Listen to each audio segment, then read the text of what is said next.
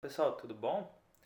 Vocês devem ter visto o caso que repercutiu essa semana do influenciador Lito Souza, que a partir de uma vida normal veio a ter um diagnóstico de uma doença chamada Creutzfeldt-Jakob, que é uma doença priônica mais comum em humanos. E é um nome difícil, um prognóstico é difícil, a sobrevida desses pacientes não é boa, né? Não há cura, não há tratamento aprovado, não existe medicamento experimental, tem triagens clínicas e a família está tentando entrar nessas triagens clínicas. Então, nesse vídeo eu gostaria de explorar um pouco desse caso e tentar entender com vocês, né, o que está acontecendo. Então, talvez a gente tenha que começar o que é uma doença priônica, né? O que é um prion?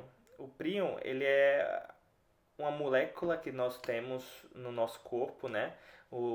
A proteína ela chama PRPC, é uma proteína priônica celular. Ela existe em cada neurônio seu, né? E a função dela a gente não sabemos ainda, né? Não se tem ainda uma coisa bem formalizada. E de repente essa proteína muda de forma, né?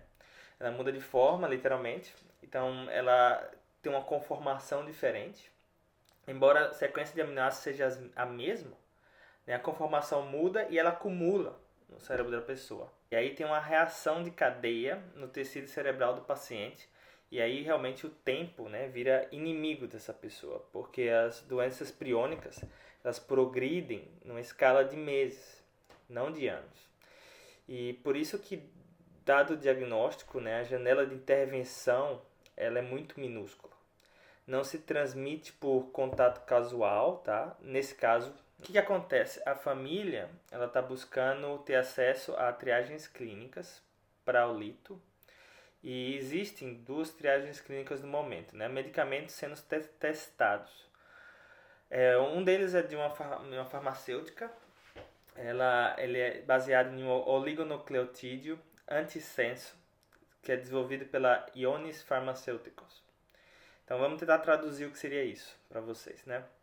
Então você tem um gene que produz uma proteína priônica e esse óligo, é uma fita curta, é um DNA sintético que vai se ligar ao RNA mensageiro dessa proteína e manda o corpo degradar, né? Então, menos proteína sendo fabricada significa menos combustível para a doença.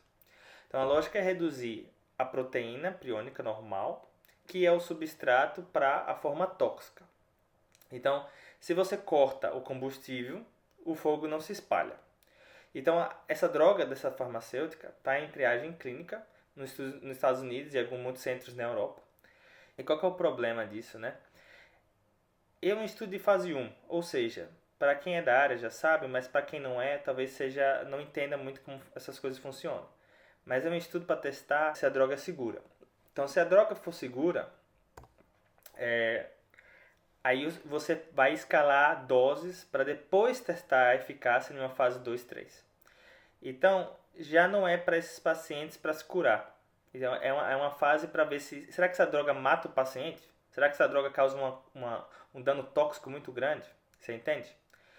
E o outro ensaio clínico é do Broad Institute, que também é estudo de fase 1. Então, qual que é a parede do ensaio clínico para o lito? É que a família está tendo contato direto nesses centros de pesquisa, mas a resposta provavelmente vai ser negativa. Por que, que o estudo se fecha, né? Três motivos. O primeiro, o recrutamento por triagem clínica foi completo, né? O número de vagas foi preenchido antes de que o paciente foi identificado. Segundo, janela de intervenção. O protocolo exige que o paciente esteja em um determinado estágio da doença, porque eles estão testando uma droga, eles precisam ter algo controlado. Então, se ele passou do estágio, os dados tem que ser comparáveis, né? E o terceiro motivo, a integridade do estudo. Então, incluir um paciente fora dos critérios daquele que foi desenhado para o estudo clínico acaba comprometendo a estatística, acaba comprometendo todo o ensaio clínico, entende?